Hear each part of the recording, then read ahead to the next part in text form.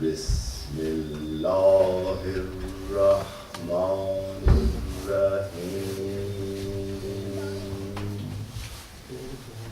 الحمد للہ رب العالمین والصلاة والسلام علی سید الانبیاء والمرسلین وعلى آله الطیبین الطاہرین سیما بقیت اللہ فی الارضین ولعنۃ اللہ علی أعدائهم أجمعين من الآن إلى يوم الدين. ایک صلوات پڑھیں. اللهم صل على محمد وآل محمد. أما بعد قال الله تبارك وتعالى في كتاب الحكيم أعوذ بالله من الشيطان الرجيم بسم الله الرحمن الرحيم إن من شيء إلا عندنا خزائنه وما ننزله إلا بقدر معلوم. ایک صلوات پڑھ دیجیے. اللهم صل على محمد وآل محمد. دیکھیے کل عرض کیا تھا کہ ہماری چند روزہ مجالس کا عنوان understanding the philosophy of human trial ہے. ہم یہ معلوم کرنا چاہتے ہیں کہ جو امتحانات جو ٹرائل انسانوں کے لیے ہوتے ہیں ان کا فلسفہ کیا ہے. اس کو سمجھنے کے لیے ہمیں پہلے تقدیر کے کانسیپٹ کو سمجھنا ہوگا. ہم یہ جاننا چاہیں گے کہ قضاء و قدر کیا ہے. اکثر آپ زندگی میں دو چار ہوتے ہوں گے کہ ایک دفعہ ایک شخص جو محنت کرتا ہے, ایک بچہ محنت کرتا ہے, بہت انٹیلیجنٹ ہے, ایک اچھی ٹیوشن پڑھتا ہے, اچھے اسکول میں جاتا ہے, ماں باپ کی پوری ایفرٹس ہوتی ہیں, لیکن اس کے باوجود وہ جو ڈیزائرڈ کامیابیاں ہیں وہ حاصل نہیں ہو پاتی. اس کے مقابلے میں برعکس ایک اور اس کا کولیگ ہے, ایک اور اس کا دوست ہے, وہ اتنی ایفرٹ نہیں کرتا, ڈسپلن نہیں کرتا, لیکن کچھ ہوتا ہے جو اس کو وہ ڈگری بھی مل جاتی ہے اور وہ کامیابیاں بھی حاصل ہو جاتی ہیں.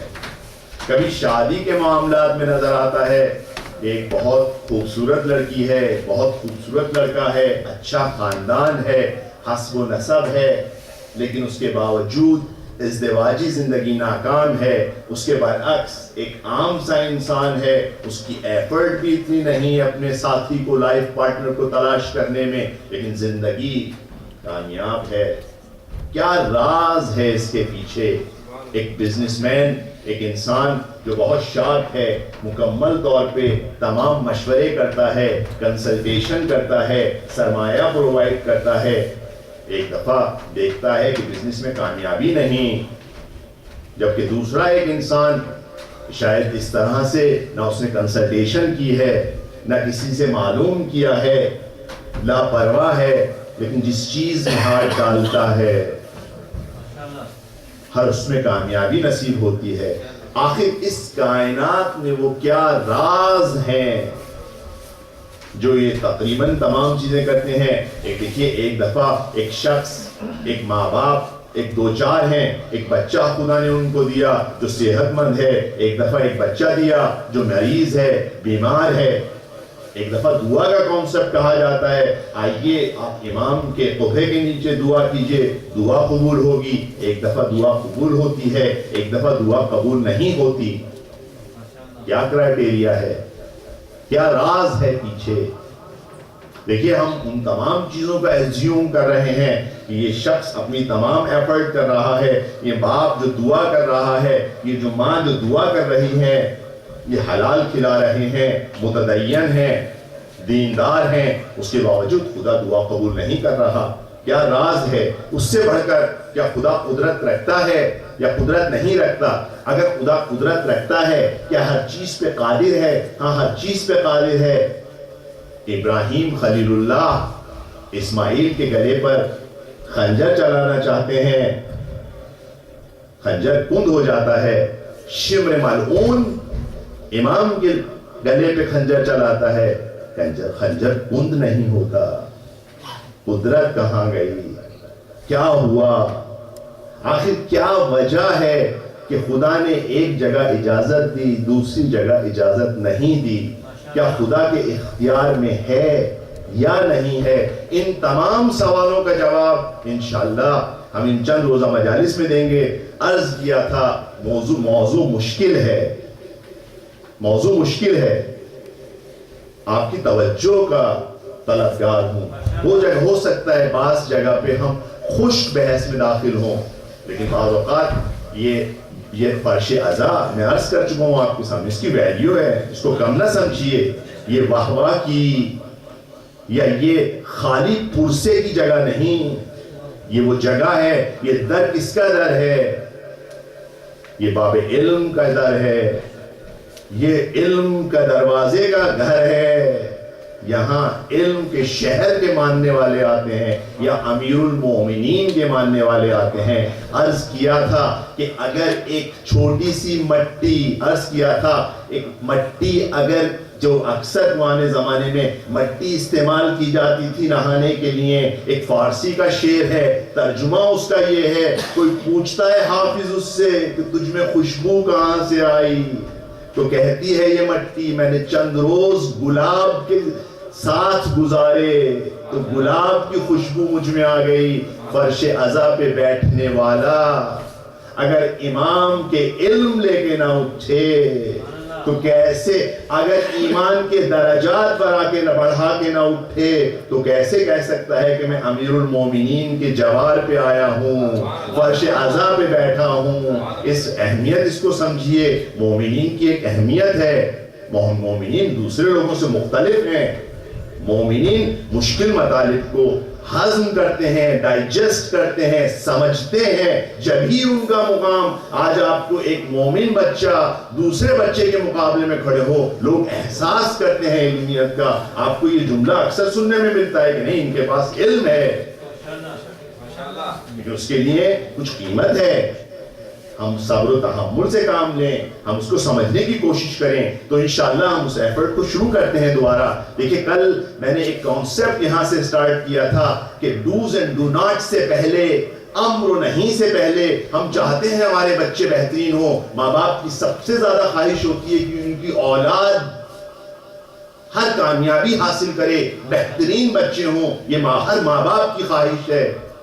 ہم چاہتے ہیں کہ ہمارے بچے نماز پڑھیں، روزہ رکھیں، ہم ان کو کہتے ہیں نماز پڑھو، روزہ رکھو، یہ کام کرو، فلاں کام نہیں کرو۔ میں نے کہا تھا اس میں مشکل یہ ہے کہ ہم ریالٹیز سے پہلے امر و نہیں کی بات کرتے ہیں۔ دیکھیے ہیومن فنکشن ایسا ہے، انسان کی سول ایسی ہے، انسان اس طرح سے ڈیزائن ہوا ہے کہ جس چیز پر یقین پیدا کرتا ہے اس کو بہت آرام سے انجام دیتا ہے، جس چیز میں کوئی فائدہ نہیں دیکھتا، جس چیز میں کوئی فائدہ نہیں دیکھتا، چاہے وہ 4 منٹ کی چیز ہو، اس کے لیے انجام دینا مشکل ہوتا ہے۔ یا جس چیز کا فائدہ موقول کرتا ہے آخرت پر کہ یہ تو 80 سال تک ابھی میری زندگی ہے، آخرت میں دیکھا جائے گا۔ دیکھیں ادھار کا سودا بہت مشکل ہوتا ہے، یہ آپ پرانے زمانے میں جانتے ہیں کہ ادھار کا سودا آسان نہیں ہوتا، دکاندار خوش نہیں ہوتا ادھار دیتے وقت۔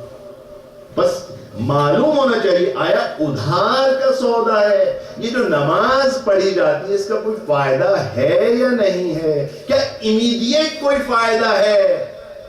ان عبادات کا کوئی امیڈیٹ فائدہ ہے یا نہیں؟ جب تک ہم ریالٹیز کو نہیں سمجھیں گے ہم نہیں دیکھ سکتے حقیقت کیا ہے، خدا کیا ہے، خدا ہے یا نہیں ہے، کیسا ہے.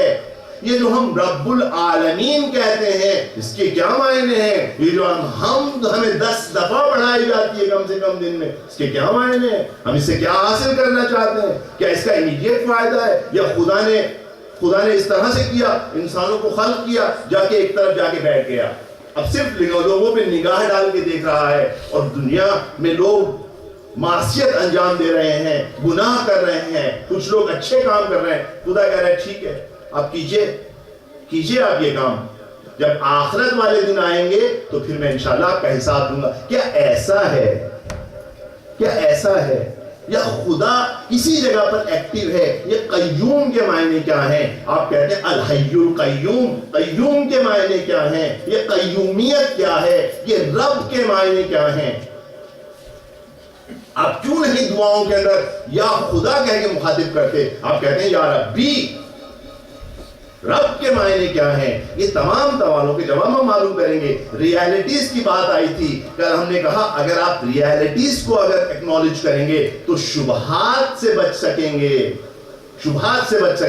اس سلسلے میں کل ایک چیز کا ذکر آیا کہ موجودہ زمانے میں ایک مووی پیش کی گئی PK کے نام سے اور بے تحاشا پاپولر ہوئی، بہت لوگوں نے دیکھی. آخر کچھ ہے اس میں جو لوگ اس کی طرف متوجہ ہو رہے ہیں، کوئی چیز ہے. دیکھیے ہمیں اس کے اندر بہت سارے شبہات اٹھائے گئے، اس کا جواب دینا ضروری ہے. کل بہت سارے شبہوں کا جواب دیا وہاں سے، آج کچھ اور شبہوں کا جواب وہاں سے دیا جائے گا. کل شبہ کا جواب دیا گیا، وہاں پر یہ شبہ اٹھایا گیا کہ اگر خدا ہوتا تو پتہ چلتا یہ اختلاف. ایک جگہ کہا گیا کہ خدا نہیں ہے، ایک جگہ کہا خدا ہے لیکن ہم اس کو کمپریہینڈ نہیں کر سکتے. میں آپ کے سامنے مفہوم بتا رہا ہوں، ایگزیکٹ یہ ورڈ استعمال نہیں ہوئے.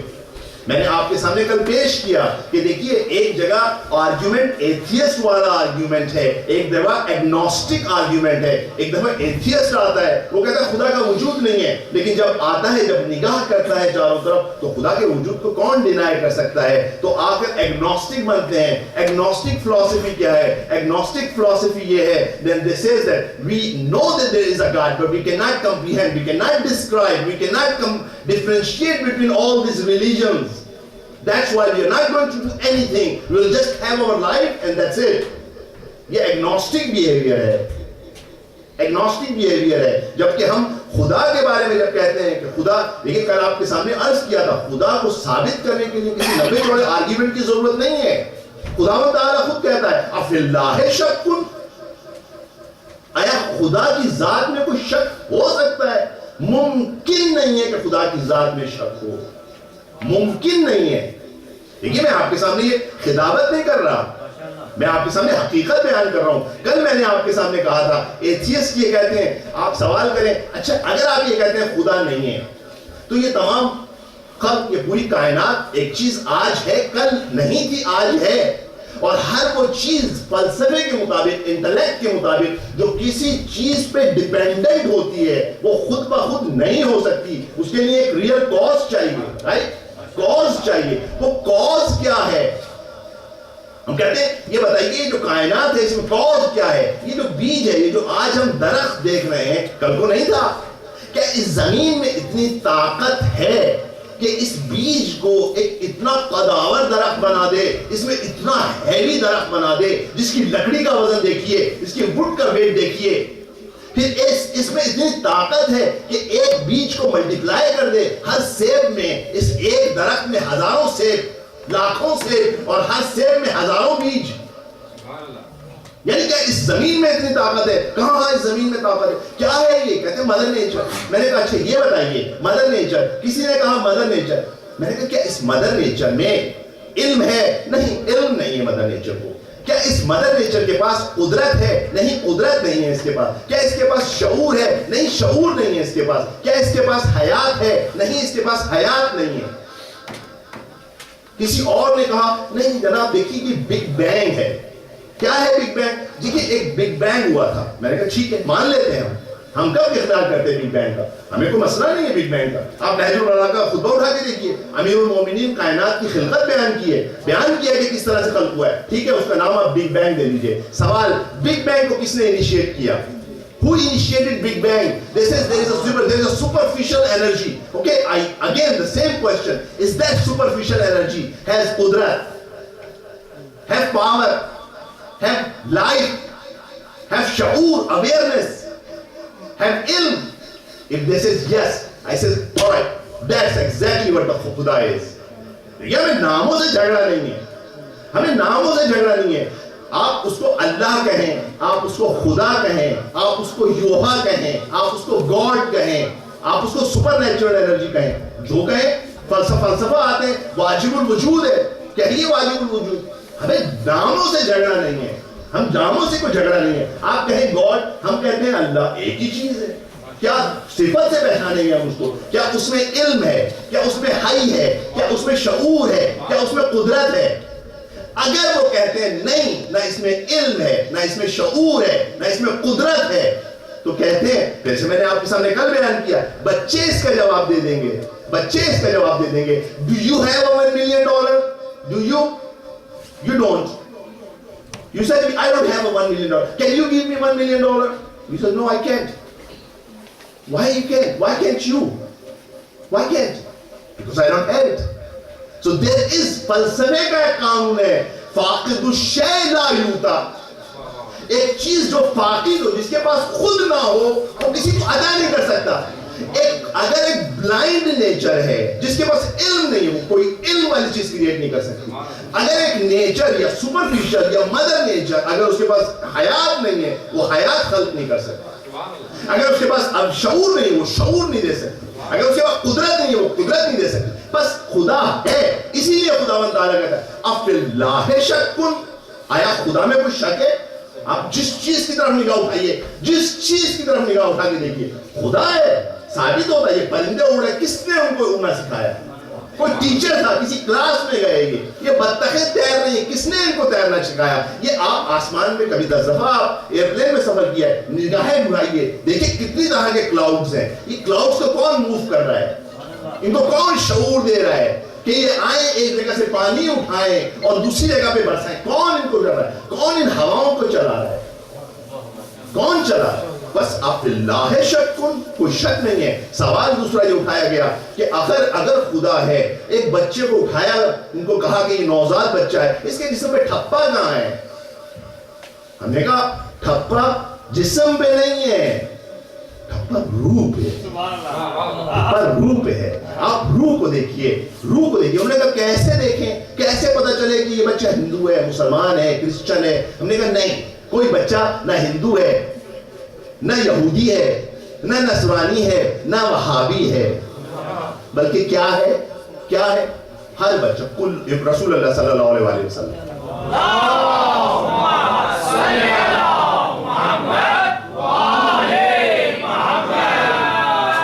فرماتے ہیں کل مولود یولد فی الفطرہ, ہر پیدا ہونے والا بچہ ایک فطرت پہ پیدا ہوتا ہے.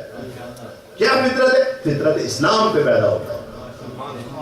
فطرت اسلام پہ. دیکھیے میں نے اگین کہا, میں خطابت کرنے نہیں بیٹھا, ہر چیز کا پروف, ہر چیز کا پروف. صرف اس چیز کا پروف نہیں دوں گا جو تحریف یافتہ ہے. جب میں پروف نہ دوں, اشارہ کر دوں, تو سمجھ جائیں گے تحریف یافتہ ہے, یہ دین کا حصہ نہیں ہے.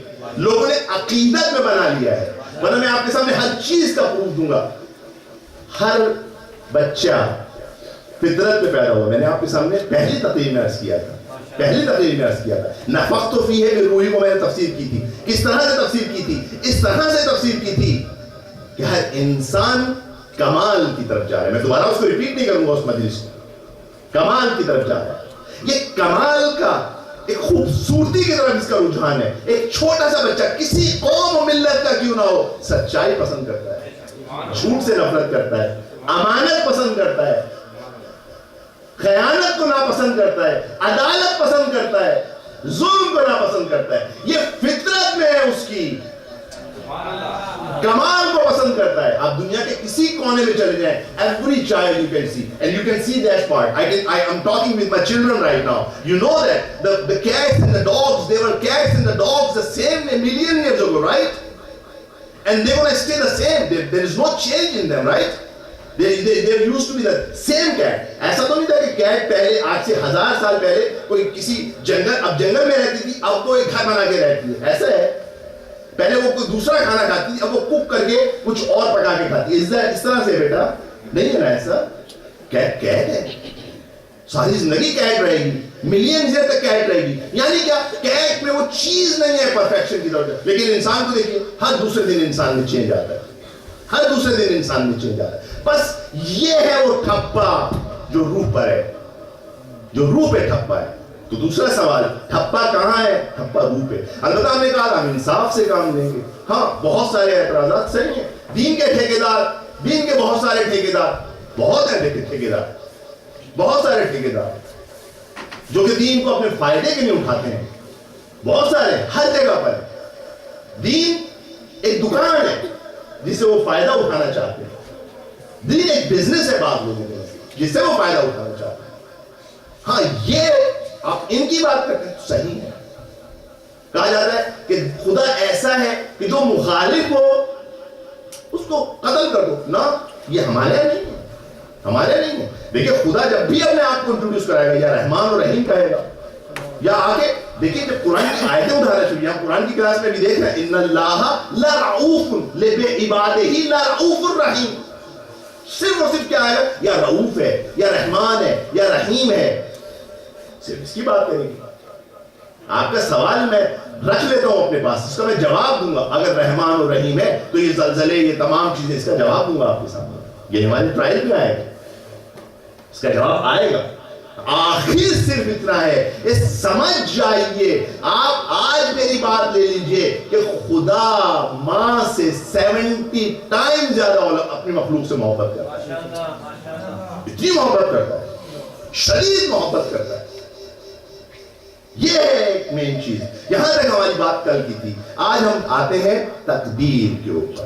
آئے دیکھیں تقدیر کا کانسیپٹ کیا ہے, تقدیر کسے کہتے ہیں, تقدیر کسے کہا جاتا ہے. ایک سوال کریں. اللہم صلی علی محمد و آل محمد. خدا تعالیٰ اگر تقدیر سے متعلق آپ آیتیں دیکھنا شروع کریں گے تو آپ دیکھیں گے قرآن میں بہت ساری آیتیں ہیں. خدا تعالیٰ جو آپ کے سامنے جس آیت شریفہ کو تلاوت کا شرف حاصل ہوا, خدا تعالیٰ فرما رہا ہے ان من شیء. ان یہاں پہ نافیہ ہے, نیگیٹو ہے, نہیں ہے کچھ ہے. ان من شیء, کوئی شے نہیں ہے. الا عندنا, ہمارے نزدیک, خزائن, اس کا ٹریجر. کوئی چیز ایسی نہیں کائنات میں جس کا ٹریجر ہمارے پاس نہیں ہے. وما ننزلہ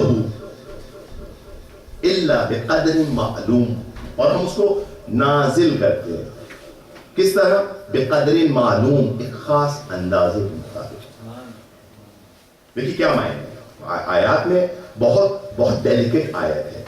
علامہ طباطبائی کہتے ہیں کہ اس آیت میں خداوند تعالیٰ نے دنیا کے عجائب بیان کیے. ہم اس کو اگر سمجھ جائیں, مشکل ہے کہ ہم اس پہ پوری مجلس ہے, لیکن میں یہ بہت خشک مجلس ہوگی, لہٰذا میں اس کو اوائڈ کر رہا ہوں. صرف چند نقطے بیان نہیں کر سکتا, بہت علمی مجلس ہوگی, نہیں کر سکتا میں اس کو اتنا بیان. خداوند تعالیٰ کیا کہہ رہا ہے؟ ان من شیء. شیء ایک نکرہ ہے, یہاں پہ کامن ناؤن ہے, it's not a proper noun ہے. کامن ہے, کوئی چیز نہیں, کوئی چیز, ایک کائنات, کوئی چیز. دیکھیے ہم جب قدر کہتے ہیں کہ ہر چیز کا ایک اندازہ ہے. قدر مانے اندازہ, میجرمنٹ, رائٹ, میجرمنٹ. ایک قدر کرتے ہیں ایک چیز کی, اس کی قدر کیا ہے, اس کی ویلیو کیا ہے, اس کا اندازہ کیا ہے, اس کی حد کیا ہے. یہ قضا اور قدر. شب قدر کا نام سنا ہے, یعنی جہاں پر آپ کے تمام مقدر طے ہو رہے ہیں. مقدر کی قدر کے تمام ایک ہی فیملی کے ویکیبلریز ہیں مختلف, ایک ہی فیملی کے مختلف ویکیبلریز. خدا کہتا ہے کوئی چیز نہیں ہے مگر ہمارے پاس اس کا اندازہ ہے. لیکن اب ہمارے پاس یہ سمجھ میں آتا ہے کہ ہاں بھائی دیکھیے خدا نے ہر چیز جو ہے, حتیٰ کہ ہوا جو ہے, ہر پلانٹ جو ہے, اس کا ایک خاص اس کی اسٹرکچر ہے, اس کی ایک خاص کیمسٹری ہے, اس کا ایک خاص ویٹ ہے. اگر وہ ویٹ ہلکا سا چینج کر دیں تو یہ پلانٹ چینج ہو جائے گا, ایک اور دوسرا پلانٹ بن جائے گا. ہر چیز کا ایک خاص میجرمنٹ ہے, ہر چیز, ایوری تھنگ, اس پوری کائنات میں ہر چیز, یہ سمندر, آسمان, یہ پورا سولر سسٹم, یہ پوری گیلیکسی, ان کا ایک اس کی خاص میجرمنٹ ہے. خدا کے پاس اس کا علم ہے. اچھا, ہم نارملی اس مسکنسپشن میں ہوتے ہیں کہ قدر سے مراد بس یہی ہے. یعنی کیا؟ یعنی ہمیں یہ پتا چلا یہاں سے جو میں آپ کو دیکھیے ابھی میرا موضوع کنیکٹڈ ہے. میں نے آپ کے سامنے کہا تھا sometime you have to know the realities in order to solve the problem, right? Realities کا جاننا بہت ضروری ہے. ریالٹیز کیسے جانی جائے؟ ہم دیکھیے اس آیت سے جو ظاہر مطلب نکلتا ہے, ہر چیز کا ایک اندازہ ہے خدا کے پاس. کیا اندازہ ہے؟ میں کس بچے کو کس خاندان میں پیدا کروں گا, یہ میرا اختیار. دیکھیں, ہم نارملی جب ڈیزائن کی بات کرتے ہیں تو ہم کہتے ہیں ہر انسان آزاد خلق ہوا. انسان کی خصوصیت یہ ہے کہ اس کے پاس ارادہ اور اختیار ہے. اس کے پاس ایک آپشن ہے, he is free to choose. دیکھیں, آپ free to choose ہے. آپ دیکھتے ہیں نا, اگر آپ کا دل چاہ رہا ہے کہ میں مجلس میں آؤں یا نہ آؤں, یا آپ کا دل چاہ رہا ہے, رائٹ, آپ اپنے اختیار سے, آپ بریک فاسٹ کی ٹیبل پہ بیٹھے, میں یہ کھاؤں یا یہ کھاؤں, آپ کے پاس اختیار ہے. آپ جانتے ہیں اختیار ہونا, آپ کو معلوم ہے میرے پاس اختیار ہے. ٹھیک ہے, میں یہاں جاؤں یا نہ, میں ایک ہوم ورک کروں یا سوکر میچ دیکھوں, آپ کا اختیار ہے. کوئی آپ کو نہیں کر. ہر انسان اس اختیار کو بدیہی ہے, بہت obvious ہے کہ بدیہی طور پہ اس کو انڈرسٹوڈ کرتا ہے کہ اختیار بہت ہر چیز کے پاس ہے. لیکن ہم ایک غلط فہمی کا شکار ہو جاتے ہیں. ہم یہ سمجھتے ہیں کہ اختیار ہمارے پاس کمپلیٹ ہے, یہ ہم سمجھ رہے ہیں. لیکن بعض چیزوں میں ہمارے پاس اختیار نہیں, بلکہ جن چیزوں میں ہمارے پاس اختیار نہیں ہے وہ زیادہ ہے اس کے مقابلے میں جس کے اوپر ہمارا اختیار ہے. دیکھیں کن چیزوں میں ہمارا اختیار نہیں. اس کو اگر سمجھ جائیں تو میں نے عرض کیا تھا آپ کو, آج کی دنیا کی صورتحال یہ ہے کہ میجورٹی لوگ اسٹریس میں اور اینگزائٹی کے پلز لیتے ہیں.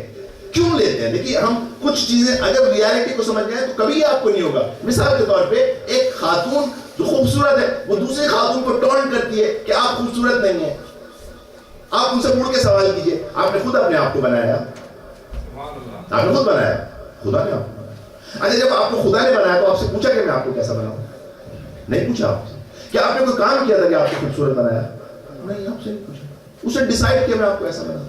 تو آپ کا کوئی کمال اس میں ہے, معافی چاہتا ہوں بہت معاملے کے ساتھ, آپ کا کوئی کمال ہے کہ آپ خوبصورت ہیں, آپ کا کوئی کمال ہے کہ آپ لمبے ہیں, آپ کا کوئی کمال ہے کہ آپ کیا کہتے ہیں جو ہے فلاں خاندان میں پیدا ہوئے, آپ کا کوئی کمال ہے کہ آپ کوکیشین ہیں, آپ کا کوئی کمال ہے کہ آپ ایشین ہیں, آپ کا کوئی کمال ہے کہ آپ ایرانی ہیں, آپ کا کوئی کمال ہے کہ آپ پاکستانی ہیں, آپ کا کوئی کمال ہے کہ آپ قریش ہیں. کوئی کمال ہے آپ نہیں, آپ کا کوئی کمال. یہ خدا کی تقدیر. خدا کہتا ہے میں نے امتحان لینا ہے, میں نے آپ کا امتحان لینا ہے, میں نے آپ کو اس لیے کریٹ کیا, میں نے اس کو ریزن ہے میں نے آپ کو جو کریٹ کیا, یہ میں نے کریٹ کیا. اب دیکھیے, اگر ہم صرف اس ایک ریالٹی کو سمجھ جائیں, کوئی آپ کے سامنے کہے, ابھی دیکھیے اس کا جواب بھی میں آپ کو سامنے دے دیتا ہوں. ایک اور اسی پہ ایک شبہ یہ تھا, ایک سوال یہ کیا جاتا ہے کہ بھائی اگر یہ کہہ رہے ہیں, ایک کسان کو دکھایا, یہ کہہ رہے ہیں کہ اگر میں کرسچن نہیں بنوں گا تو میرا مقام جہنم ہے. سوال یہ ہے کہ اگر خدا مجھے چاہتا تو کرسچن فیملی میں پیدا کر دیتا, اسے مجھے کیوں نہیں پیدا کیا؟ یہی ہے نا سوال. جواب یہاں پر یہ میں آپ کو حدیث سے بیان کروں گا. جب حضرت آدم کو خدا نے پوری ذریت دکھائی, اور ذریت دکھانے کے بعد آدم نے دیکھا تو بہت ہے, آسمان بھرے پڑے. پھر یہاں پر ایک ڈائلاگ ہے جو میں عربی میں آپ کے سامنے بیان کروں, وہاں پہ ریزن بیان کروں کہ میں نے ان کو مختلف شکلوں میں, مختلف خاندانوں میں, مختلف جگہوں پر ان کو کریٹ کیا تاکہ میں ان کا امتحان لے سکوں. لیبلوکم, میں تم لوگوں کا تمہارا امتحان اس میں, یہ لیبلوکم ان کا بھی امتحان لے سکوں. میں نے سب کا امتحان لینے کے لیے ان کو پیدا کیا. آپ کی کوئی فضیلت نہیں ہے. دیکھیے, اگر ہم اسی ایک ریالٹی کا انکار کر لیں, بہت سارے لوگوں کی سپیریورٹی کمپلیکس ختم ہو جائیں گے, بہت سارے لوگوں کی انفیریورٹی کمپلیکس ختم ہو جائیں گے. مجھے خاتون کیوں پیدا کی, مجھے مرد کیوں پیدا کی؟ آج بہت ساری خواتین یہ سوال کرتے ہیں خدا سے, مجھے خاتون کیوں پیدا کی, مجھے مرد کیوں نہیں بنایا؟ کوئی مرد کہہ سکتا ہے مجھے مرد کیوں بنایا, خاتون کیوں نہیں بنایا. ایک آدمی بلیک کہہ سکتا ہے مجھے بلیک کیوں بنایا, مجھے وائٹ کیوں نہیں بنایا. یہ سوال نہیں ہے. یہاں پر کوئی کسی قسم کی فضیلت نہیں ہے, کسی قسم کی فضیلت نہیں ہے. بس اگر کوئی بھی اس لیے فخر کرے, یا میں فخر کروں کہ سادات میں سے ہوں, تو کس بات کا فخر؟ آپ کی رسپانسبلٹی زیادہ ہے. پھر ایک بچہ سوال کرے گا تو انصاف کہاں گیا؟ بھئی ایک انسان کو وہ کہتا ہے کہ مجھے کرسچن کیا پیدا کیا, مجھے ہندو کیا پیدا کیا, مجھے فلاں کیا پیدا کیا, مجھے مومن کے پیدا کیا. دیکھیے اگر مجھے امام خمینی کے پیدا کرتے, میں ان کا بیٹا ہوتا تو میری سعادت کچھ اور تھی, اور مجھے آپ نے پیدا کر دیا فلاں گاؤں میں, فلاں گاؤں کے فلاں کسان کا بیٹا اور فلاں مذہب کا. لیکن میں آپ کو اس کا سمپل سا جواب آپ کو دے دیتا ہوں, اس کسان کو بھی دے دیتا ہوں. دیکھیے خدا عادل ہے,